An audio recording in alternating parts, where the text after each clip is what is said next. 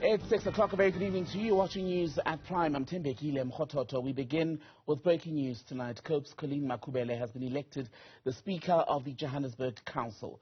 It comes after the recent removal of the DA's Vasco da Gama, who was ousted through a vote of no confidence last month. Makubele comfortably beat Action SA's Alex Christians during a vote held today. For Councillor Alex Christians, 129. For Councillor Chikane, Colleen Makubele, 141.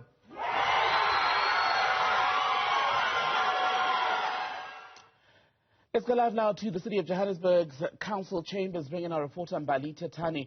And Mbali, let's talk first about how it was that Colleen Makubele and her supporters basically in council were able to pull this off, because going into the vote, the DA-led coalition appeared confident.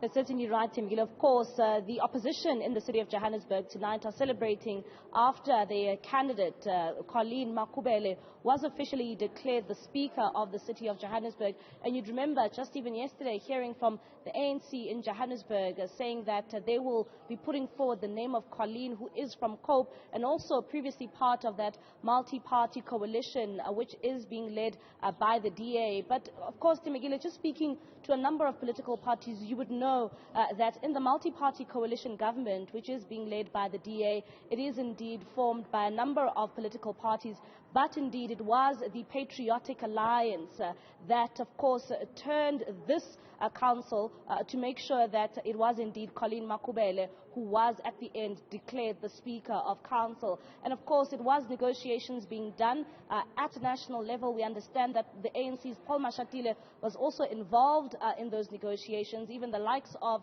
the leader of the DA, John Steenhuisen, was also central in these negotiations. But let's take a listen to what Colleen Makubele had to say following her announcement as Speaker. I am truly humbled. I'm truly grateful. I thank these women that are standing next to me. I thank this leader standing next to me. These are the minority parties that held hands and said, unless we all win, it's not a win in the city of Johannesburg.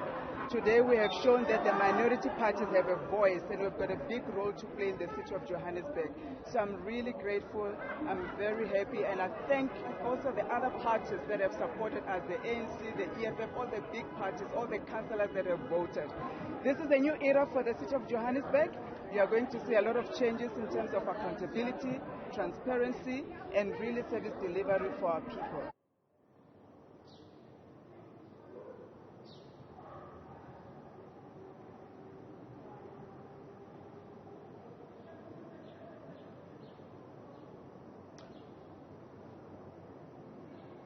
Okay, we're having a bit of a delay with our reporter Mbali Thethani there. Mbali. As you heard there from Colleen, basically saying in her announcement there, just after she was announced as Speaker of Council, also just basically...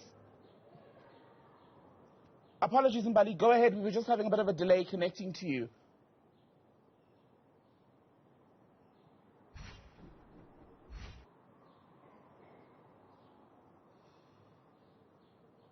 All right, as you can hear there, Timbegile, Colleen Makubele basically saying that it was indeed the minority parties that played a major role in her becoming declared the Speaker of this council. And also at the same time, when you were speaking to the likes of the Patriotic Alliance, and they said that their negotiations with the DA, well, they were not seeing eye to eye. And it's not just the Patriotic Alliance who were not seeing eye to eye with the DA. It's also a number of political parties that form part of that multi-party coalition government here in the city of Johannesburg. And Temegile, most of them saying that the DA cannot be the player and at the same time be the referee, meaning that they cannot have the position of mayor, they can also then not have the position of speaker and as well as chief whip. And the council members in this council basically saying that those positions all need to be shared amongst the coalition government, because there is no outright winner in this specific council. Let's take a listen to what Kenny Kunene had to say when it comes to why the negotiations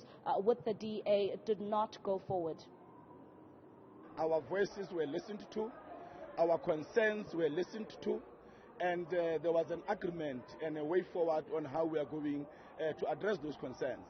And we are confident that with this coalition, things are going to change in the city of Joburg. Remember that we've got a national agreement with the ANC in a number of municipalities.